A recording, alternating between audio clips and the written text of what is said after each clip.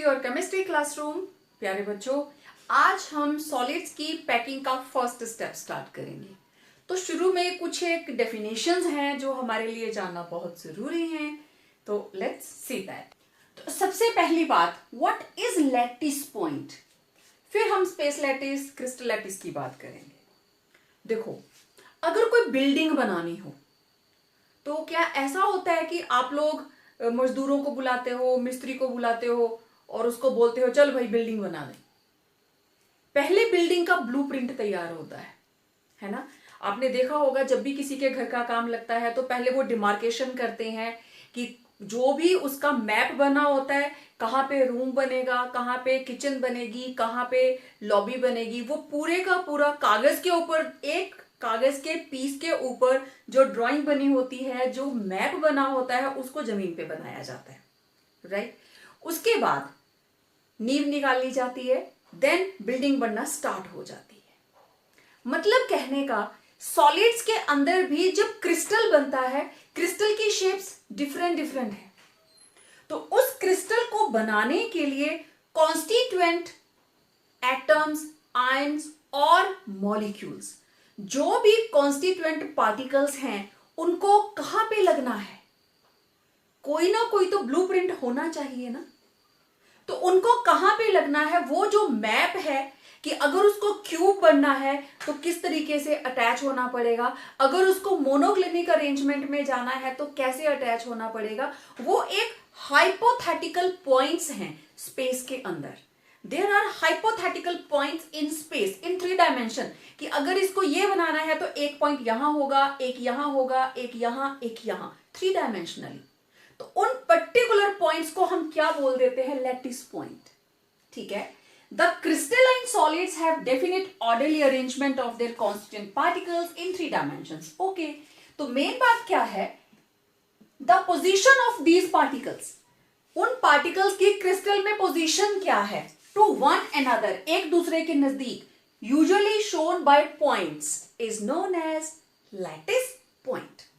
Okay, ये तो हो गया कि 10 मॉलिक्यूल हैं, एक यहां, एक यहां, एक यहां, एक दूसरे के विद रिस्पेक्ट उनकी पोजीशन क्या है, that defines lattice point. Okay, उन्हीं लैटिस पॉइंट्स का अरेंजमेंट जब हम कर देते हैं इनफाइनाइट के ऊपर, arrangement of an infinite set of lattice point, it is called space lattice.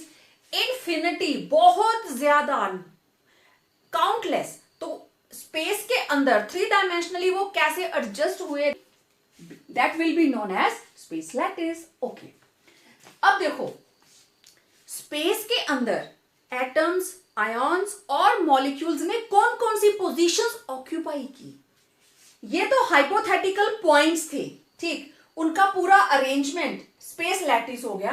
The positions which are occupied by atom, ions और molecules in the crystal lattice. Crystal lattice के अंदर वो जो कॉन्स्टिट्यूएंट पार्टिकल्स हैं, जो positions वो occupy कर लेते हैं, that is called lattice site. Okay, अब देखो, इन सारी चीजों के बाद the regular arrangement of the constituent particles, उसमें क्या क्या हो सकता है, दे मे बी एटम्स, आयॉन्स और molecules of a crystalline solid in 3 dimension, this is called crystal lattice. मतलब जब भी क्रिस्टल बनेगा, it will grow in all directions along x axis, y axis and z axis, means lengthwise, widthwise and heightwise. Now what is unit cell? This is the next step in crystal. जब भी crystal बनता है तो उसके अंदर कोई ना कोई एक ऐसी रिपीटिंग यूनिट होगी जिसको बार बार आप रिपीट करेंगे तो फुल फ्लेज क्रिस्टल बन जाएगा। मतलब वो जो बड़ा क्रिस्टल है, जो उसकी शेप है, उसके अंदर उसी की शेप के छोटे छोटे क्रिस्टल्स लगे हुए हैं। ओके, अगर हमें दीवार बनानी है तो उस पूरी दीवार को बनाने के लिए हम वो कौन सी चीज है जिसको बार बार यूज करेंगे, यस, ब्रिक्स। हम ईंटें लगाएंगे, ठीक है। तो आपने देखा होगा दीवार की शेप भी तो ईंट जैसी ही होती है, राइट। एक के ऊपर एक, एक के ऊपर एक, लेयर बाय लेयर लगती जाती है और फुल फ्लेज दीवार बन जाती है। नॉट ओनली दीवार, घर बन जाता है, बड़ी बड़ी बिल्डिंग्स बन जाती है, राइट। तो उसी तरीके से सॉलिड्स के अंदर भी जब क्रिस्टल की फॉर्मेशन होती है, there is also a smallest repeating unit जो बार बार रिपीट की जाती है, दीवार बनाने की तरह बार बार एक के ऊपर एक ईंट लगाई जाती है और बन जाता है फुल फ्लेज क्रिस्टल। तो बहुत सिंपल सी इसकी डेफिनेशन है, it is the smallest three dimensional, तीनों डायमेंशन में, लेंथ, विड्थ, हाइट, ठीक है, along x axis, y axis and z axis. It is the smallest three-dimensional repeating portion of a space lattice which when repeated over and again in different directions produces complete crystal lattice. और यही repeating unit जो है वो crystal की shape को decide करता है। Unit cell कितनी तरह के हैं मैं अभी उसके बारे में बात करने वाली हूं, लेकिन इसी यूनिट सेल के ऊपर पूरे क्रिस्टल की शेप डिपेंड करती है, ठीक है। अब देखते हैं टाइप्स ऑफ यूनिट सेल्स।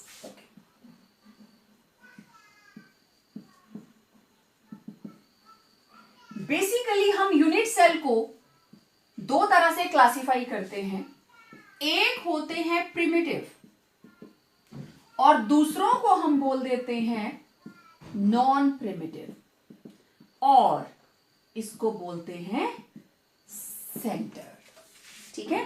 अब जरा इसको एक्सप्लेन करते हैं।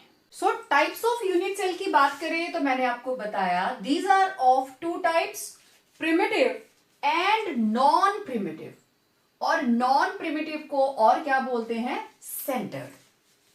अब देखो प्रिमिटिव किसको बोलेंगे, इस टाइप के यूनिट सेल के अंदर जो पार्टिकल्स हैं they are present only at the corners of unit cell.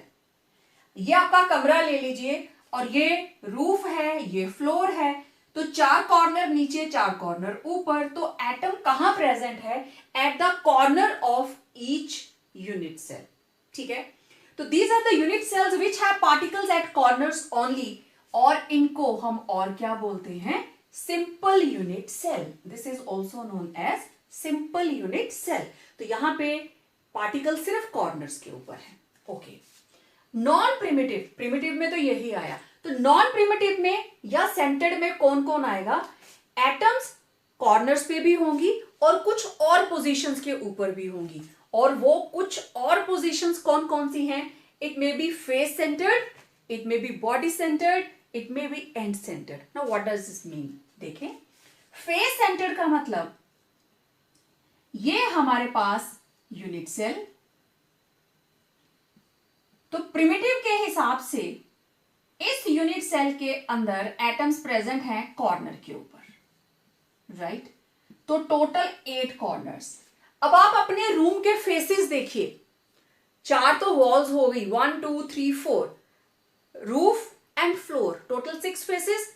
तो हर दीवार के सेंटर में एक एटम लगा दीजिए, इस दीवार के सेंटर में एटम, इस दीवार के सेंटर में एटम, ये इसका सेंटर, ये इसका सेंटर, ये पीछे वाली दीवार let it be its centre, आगे वाली दीवार let it be its centre. तो ये जो डार्क वाले हैं ये मैंने हर फेस के सेंटर में एटम्स लगा दी। तो इसका मतलब फेस सेंटर के अंदर क्या होगा, particles are at corners and center of each face of unit cell।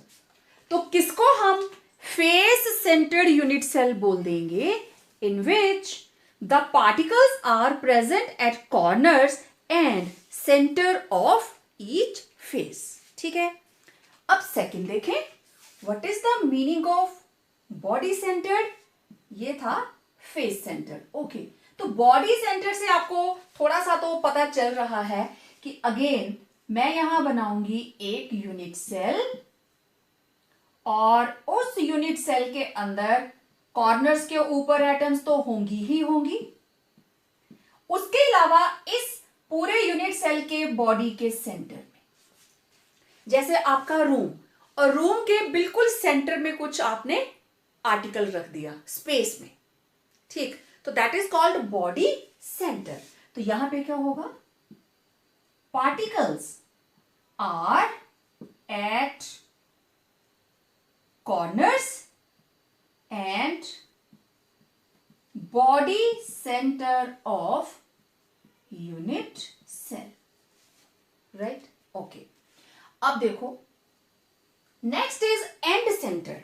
Again हम बनाएंगे एक यूनिट सेल, कॉर्नर्स के ऊपर एटम्स तो होंगी ही होंगी। अब एंड सेंटर का मतलब दो ऑपोजिट फेसेस, एक इधर एक इधर। मैंने इनको लिया, आप इसको और इसको भी ले सकते हो। आप अपने रूम को देखिए, जहां जैसे मैं यहां खड़ी हूं तो ये वाली वॉल और वो वाली वॉल दोनों के सेंटर में, या फिर ये वॉल और इसके ऑपोजिट वाली वॉल, या फिर रूफ एंड फ्लोर, सभी के सेंटर में, लेकिन सभी के नहीं, सिर्फ ऑपोजिट, ठीक है। तो इस केस में क्या होगा, particles are at corners and centre of two opposite faces of unit cell. So this is the meaning of type of unit cells. It may be primitive or it may be non-primitive or centered. तो centered का मतलब it may be face centered when particles are at corners and center of each face of unit cell. और इसमें corners के साथ साथ it is present in the body center, और इसमें कॉर्नर्स के साथ साथ कोई भी दो ऑपोजिट फेसेस के सेंटर में एटम्स या पॉइंट्स प्रेजेंट होंगे। अब देखिए टोटल कितने तरह के क्रिस्टल सिस्टम हो सकते हैं। There are 7 type of crystal systems. आपको पेपर में क्वेश्चन आ गया, what are different types of crystal systems, तो आप ये नाम लिखोगे, क्यूबिक हो सकता है, tetragonal, orthorhombic, monoclinic, triclinic, rhombohedral and hexagonal. ये हैं 7 तरह के क्रिस्टल सिस्टम। तो इन 7 क्रिस्टल सिस्टम्स के अंदर हमारे पास कितने टाइप के लैटिस हो सकते हैं, कितने टाइप के यूनिट सेल हो सकते हैं, लेट्स सी दैट। तो क्यूबिक, अब हम इसमें किस किस चीज को देखेंगे, एक्सियल डिस्टेंस, एक्सियल एंगल्स और उनके एग्जांपल्स, ठीक है। अब एक्सियल डिस्टेंस का मतलब क्यूब है, उसकी 3 साइड्स होंगी A B C, that is the meaning of axial distance, कि जो दो एटम्स आसपास प्रेजेंट है उनके बीच का डिस्टेंस कितना है। फिर जो एटम्स यूनिट सेल में अपनी अपनी पोजीशन पे हैं उनके बीच में एंगल कितना है, that is axial angle. Axial मतलब along X axis, Y axis and Z axis. हमारे पास 3 एक्सिस है, राइट। तो तीनों एक्सिस को अगर हम देखें, एक एंगल बनेगा एक्स और वाई के बीच में, एक बनेगा वाई और जेड के बीच में, और एक बनेगा जेड और एक्स के बीच में। तो अल्फा, बीटा एंड गामा, ठीक है। तो देखिए क्यूबिक, क्यूबिक के अंदर तीनों साइड्स बराबर होती हैं, राइट, और उसके तीनों एंगल्स भी 90 डिग्री के होते हैं। तो उसकी कौन कौन सी टाइप्स हैं, simple cubic, face centred and body centred, total हो गई 3। For example, sodium chloride, potassium chloride, zinc sulfide and various metals, copper, silver, etc. इसी तरीके से टेट्रागोनल, इसमें 2 साइड्स बराबर होती हैं, तीसरी नहीं, लेकिन एंगल तीनों आपस में भी बराबर हैं और इक्वल टू 90 डिग्री। ये सिर्फ 2 तरह के होते हैं, सिंपल एंड बॉडी सेंटर, जैसे white tin, titanium oxide, stannous oxide and calcium sulphate, CaSO4। Third type is orthorhombic, इसमें तीनों साइड्स आपस में बराबर नहीं होती, ए बी सी, इनकी लेंथ अलग अलग होती है, but angles they are at 90 degree angle. तो इसकी 4 टाइप्स हैं, simple, face centred, body centred and end centred. तो ये हो गए total 4। For example rhombic sulphur, potassium nitrate, lead carbonate and barium sulphate. फिर आया मोनोक्लिनिक, तीनों साइड्स बराबर नहीं, 2 एंगल बराबर हैं, लेकिन तीसरा एंगल 90 डिग्री के बराबर नहीं, दोनों एंगल आपस में भी बराबर and equal to 90 degrees, but third one is not equal to 90। ये 2 तरह का है, सिंपल एंड सेंटर्ड। एग्जाम्पल देखिए, monoclinic sulphur, lead chromate, sodium sulphate. देखो साथ में लगा है 10H2O, means water of crystallisation. तो we are talking about crystals. फिर आया ट्राइक्लिनिक, ये वो फॉर्म है जो आपने कॉपर सल्फेट के क्रिस्टल्स बनाए थे, आपने ये शेप देखी हुई है। तो इसमें क्या था, तीनों साइड्स आपस में बराबर नहीं, ना ही तीनों एंगल आपस में बराबर है, ना ही 90 डिग्री के बराबर है। एंगल जो है that is different than 90 degree, lesser than 90 degree, but आपस में बिल्कुल बराबर नहीं। तो ट्राइक्लिनिक एक ही टाइप का होता है, दैट इज सिंपल। तो for example copper sulphate, potassium dichromate and orthoboric acid, H3BO3, this is known as orthoboric acid. फिर आया रोम्बोहेड्रल, तीनों साइडें बराबर, जैसे रोम्बस होती है, तीनों साइडें बराबर, लेकिन तीनों एंगल ना तो आपस में बराबर होते हैं और ना ही 90 डिग्री के बराबर। आप रोम्बस जानते हो ना, बिल्कुल स्क्वायर की तरह, बट स्क्वायर में 90 डिग्री का एंगल होता है, लेकिन रोम्बस के अंदर 90 डिग्री का एंगल नहीं होता।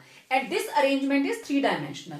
ये भी एक ही टाइप की, calcium carbonate, sodium nitrate, cinnabar HES, mercuric sulphide, then quartz. फिर लास्ट है हेक्सागोनल। हेक्सागोनल में दो साइडें बराबर होती हैं, तीसरी बराबर नहीं होती, ठीक है, क्योंकि हेक्सागन बनेगा तो जब एक के ऊपर दूसरा अरेंजमेंट है, एक रिंग ऊपर एक नीचे, तो उनकी जो हाइट है दैट इज डिफरेंट।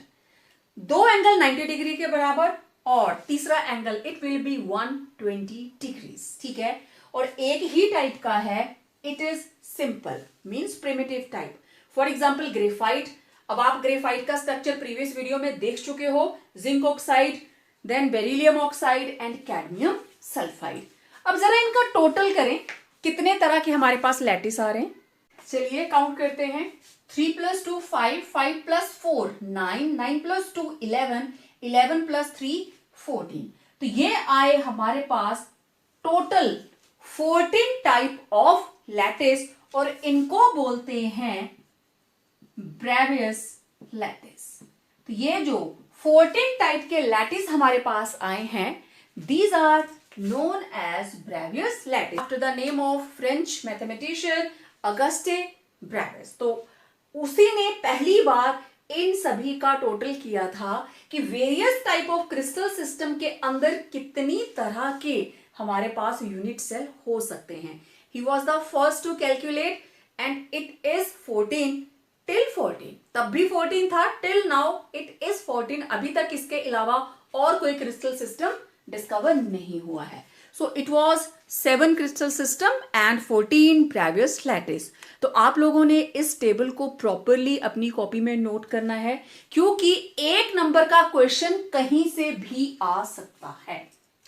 अब इसी में मैं आपको मॉडिफाई करके एक क्वेश्चन बताने लगी हूं।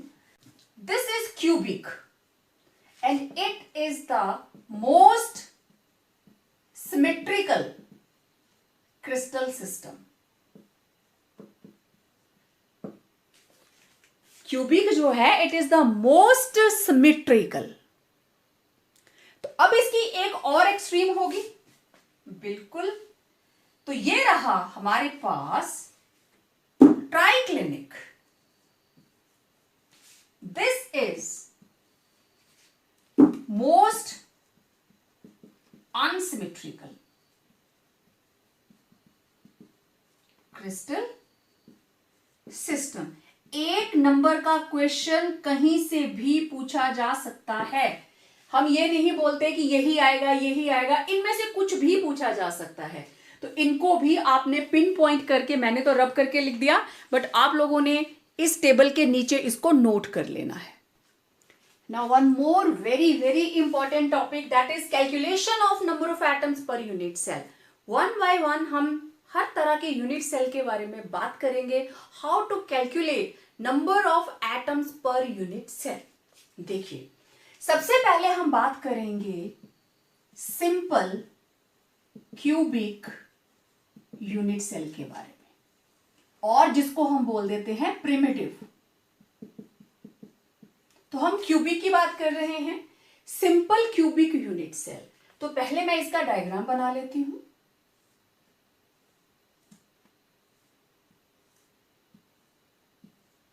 सिंपल क्यूबिक यूनिट सेल के अंदर atoms are present only at corners. सिर्फ कॉर्नर्स के ऊपर ही एटम्स प्रेजेंट है, राइट? तो मुझे यह देखना है पर यूनिट सेल कितनी एटम्स प्रेजेंट है। तो आपको ध्यान रखना है, हम हर चीज को यहां पे फॉलो करेंगे कि किस किस चीज को हमें देखना है। देखिए, जो एटम कॉर्नर पे प्रेजेंट है, क्यूब का एक कॉर्नर कितने क्यूब्स के साथ शेयर हो सकता है? ओके, ये मैंने मैच बॉक्सेस ली हैं, हम इनको ये मान के चल रहे हैं कि ये क्यूब्स हैं, राइट? तो 1 2 3 4 5 6 7 8 कॉर्नर क्यूब। अब देखो एटम है यहाँ पे, है ना? तो ये एटम इतनी छोटी सी नहीं है जितनी मैंने ड्राइंग की है। अगर मैं 4 एटम्स को शो करूं तो दे आर लाइक दिस, कि ये चारों कॉर्नर ऐसे हैं, बराबर साइज, और देखिए ये ऐसे ज्वाइंट, ऐसे। ये चारों एटम्स ऐसे आपस में जुड़ी हुई हैं, ये नहीं सोचना। अब इस एक लेयर के ऊपर दूसरी लेयर आती जाएगी, ठीक है, इस तरीके से। तो ये 3 डायमेंशन में इंक्रीज होना स्टार्ट हो जाएगा। तो अब आप ये मान के चलिए ये एक क्यूब है और इस क्यूब के ऊपर ये जो एटम है, अब ये कमरे की छत है, रूफ है ये, ओके। अब ये वाली जो लाइन है, ये वाली जो दीवार है, ये कितने कमरों को टच कर सकती है? देखें जरा, इसके साथ कमरा बन सकता है, इसके ऑपोजिट बन सकता है, और इसके ऑपोजिट बन सकता है। तो एटम यहां पे है। अब इस एटम का ये इन चारों के साथ वो शेयर हो रही है, ऐसे। तो एक फ्लोर के ऊपर 4 कमरे बनाए जा सकते हैं एक दीवार को कॉमन रख के, ओके।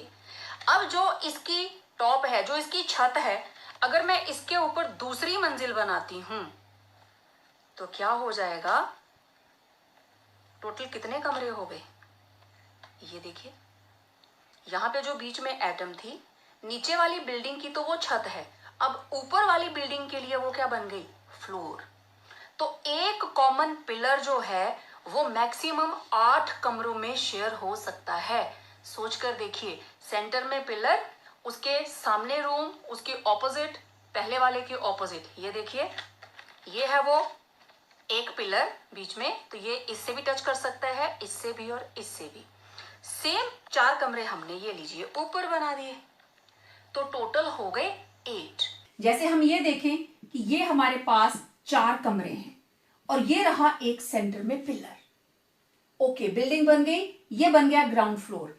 सेम ऐसा ही सेट हमने इसके ऊपर बना दिया, तो आप देखेंगे ये वाला जो पिलर है ये 8 कमरों को टच करेगा, ठीक। उसी तरीके से अब ये जो एक एटम कॉर्नर पे प्रेजेंट है, 8 कॉर्नर है टोटल, और ये एक एटम अपने आसपास 8 यूनिट सेल से टच करती है। इसका मतलब contribution by atom present at corner, it will be 1/8. Now number of corners कितने हैं? 8. Therefore number of atoms in simple cubic unit cell कितनी होगी? 8 corners into 1/8, it will be equal to 1. There will be 1 atom. 1 ही तो आई, ये भी 1/8, ये भी 1/8, ये भी 1/8, ये भी 1/8, मतलब एक यूनिट सेल के अंदर इस एक एटम का 8th पोर्शन होगा, इट विल बी 1/8, राइट। अब देखते हैं नेक्स्ट। अब देखते हैं number of atoms present in face centred cubic unit cell. अब देखो, फेस सेंटर्ड का मतलब हमारे पास क्या है? ये रहा यूनिट सेल, इस यूनिट सेल के अंदर atoms are present at corners, 8 corner हैं और फेस सेंटर के अंदर क्या होता है, हर फेस के सेंटर में 1 2 3 4 5 और 6। ठीक है, अब देखिए कंट्रीब्यूशन, कॉर्नर के ऊपर कंट्रीब्यूशन कितनी होती है, contribution by atom at corner it is 1/8. Contribution by atoms at center of face. अब देखो आपके कमरे में जो खिड़की है वो मैक्सिमम कितने कमरों को आपस में कंबाइन कर सकती है, 3 नहीं, सिर्फ 2। एक खिड़की के इस और दूसरा खिड़की के इस और। सिमिलर इज द सिचुएशन, अब ये वाली जो एटम है वो आधी इधर रहेगी और आधी उसके साथ वाले यूनिट सेल में, तो कितनी कंट्रीब्यूशन आई, 1/2। क्लियर बात, ओके। अब देखो यहां पे number of corners 8, number of faces 6, right. Therefore number of atoms per unit cell कितनी होंगी, number of atoms at each corner plus number of atoms at each face। ठीक है, तो कितनी आई, 8 into 1/8 plus 6 into 1/2, 8 से 8, 2 3 are 6, 1 plus 3 equal to 4। तो हमारे पास क्या आ गया, 4 एटम्स पर यूनिट सेल। तो देखिए इन फेस सेंटर के अंदर there are present 4 atoms per unit cell. Clear, okay. अब देखते हैं बॉडी सेंटर। तो बॉडी सेंटर के लिए मैं फेस वाले हटा दूंगी और इधर हम लिख देंगे बॉडी सेंटर। अब देखो यहां पे कॉर्नर्स के अलावा बॉडी के सेंटर में एटम प्रेजेंट है, राइट। ये रही in the centre of body. तो contribution by atoms at corner 1/8 and contribution by atoms at body centre, जो चीज क्यूब के सेंटर में पड़ी है वो सिर्फ इसी यूनिट सेल के अंदर प्रेजेंट रहेगी, इसी में शेयर होगी, किसी और के साथ नहीं। तो it is 1, okay. Now number of corners equal to 8. Therefore number of atoms per unit cell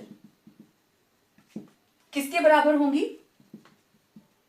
number of atoms at each corner plus number of atoms at body centre. तो हाउ मच, 8 into 1/8 plus 1, तो ये आ गया 1 plus 1 2। तो number of atoms per unit cell कितनी आ गई, 2। बहुत ही सिंपल प्रोसीजर है, बड़ी आसानी से कैलकुलेट हो जाती है, okay. Now next is end centre.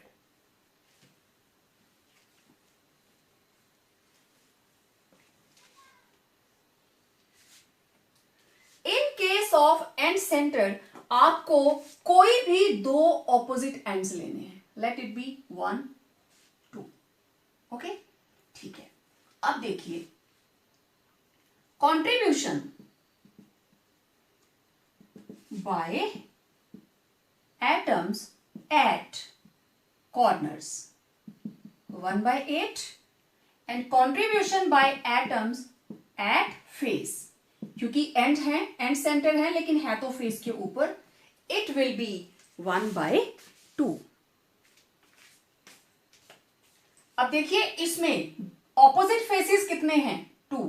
तो number of corners 8, number of opposite faces आपको 2 ही लेने हैं, चाहे ये 2 ले लीजिए चाहे ये 2 ले लीजिए, ठीक है। So number of atoms per unit cell, it will be equal to number of atoms at each corner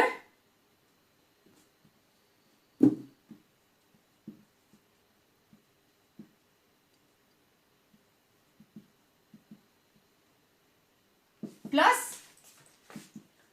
number of atoms at opposite faces। कितना आया? 8 into 1/8, कितने फेसेस? 2, और फेस के ऊपर कॉन्ट्रीब्यूशन 1/2, ये आ गया हमारे पास 1 + 1, अगेन इट विल बी 2। तो number of atoms per unit cell कितनी आ गई? ओनली 2।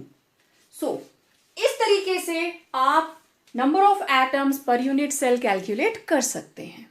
अब इसको थोड़ा सा टेबुलेट कर लेते हैं। See, type of unit cell हो गए, number of atoms at corner, centre of face, body centre, last में टोटल। तो सिंपल के अंदर कॉर्नर के ऊपर कितना था? 8 into 1/8, यहां पे कोई नहीं थी, यहां पे कोई नहीं थी, तो टोटल कितना आ गया? ओनली 1। फेस सेंटर के अंदर कॉर्नर पे थे 8 into 1/8, 6 फेसेस थे, 1/2, सेंटर में कुछ नहीं था, तो it comes out to be total 4। Body centre 8 into 1/8, face centre के ऊपर 0 और बॉडी सेंटर के अंदर 1, तो it will B total 2। And centre it will B 8 into 1/8, 2 faces लगे थे इसमें, 1/2, यहां पे 0, तो अगेन इट इज 2। तो सबसे ज्यादा नंबर ऑफ एटम्स कौन से यूनिट सेल में है? फेस सेंटर के अंदर, ठीक है। सो सबसे कम किसके अंदर प्रेजेंट है? सिंपल के अंदर। ये भी एक नंबर का क्वेश्चन हो सकता है, मतलब नंबर ऑफ एटम्स, तो डेंसिटी, सबसे ज्यादा एटम्स की, पार्टिकल्स की डेंसिटी किस में होगी? फेस सेंटर के अंदर। It is the most densed. और सबसे कम डेंसिटी किसकी होगी? सिंपल वाले की। तो इस तरीके से आप number of atoms in various unit cells को कैलकुलेट कर सकते हैं। सो आज के लेक्चर में इतना ही। जल्द ही मिलेंगे एक और वीडियो के साथ और बात करेंगे पैकिंग ऑफ सॉलिड्स के बारे में। Till then stay tuned for the upcoming video and complete your notes.